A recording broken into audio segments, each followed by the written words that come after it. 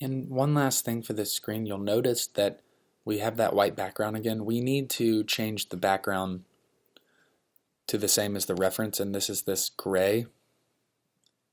It's very subtle gray. And I'm going to copy the color. And I'm going to come down here, and you'll also notice that I went ahead and added the rest of the text elements from the screenshot. I'm going to come down to the color overlay of our background and double click it. And I'm going to change it to, I apologize, I must be in the wrong layer. And of course I am. I need to open up the background folder and change the color of this BG. And I'm going to double click that, select color overlay, and I'm going to change it to this very subtle gray. So when we hide the reference, we now have that subtle gray as opposed to the white background, which gives us that more accurate look. Last thing I want to do is clean up these folders. And when I open my top bar, I have all these text elements inside it, and that's not what I want. So I'm going to move everything from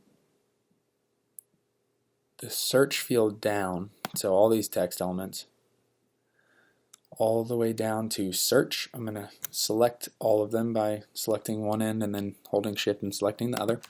And I'm going to create a group from these layers.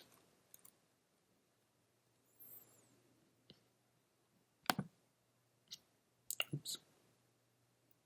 Let's come up here to new group from layers. We'll call this categories. Alright, and I just want to drag this outside our top bar. So let's come back here. Let's find our categories folder and let's just drag this down just above the background folder. Now I'm going to close the background folder. I'm going to close this icon folder. Oops, already is closed. And I'm going to close this text folder. Close them all. There, now we're a bit more organized. And we can go ahead and save this. I just noticed that one of my text layers is hidden, so I'm going to go back to categories.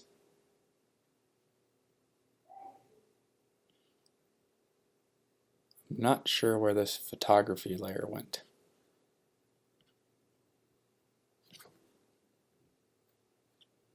Seems to be missing.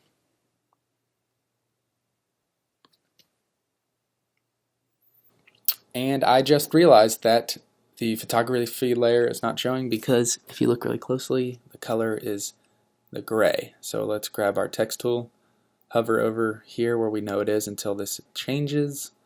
Let's highlight this and use our color tool to select the blue that we used earlier. There. Now we're in business.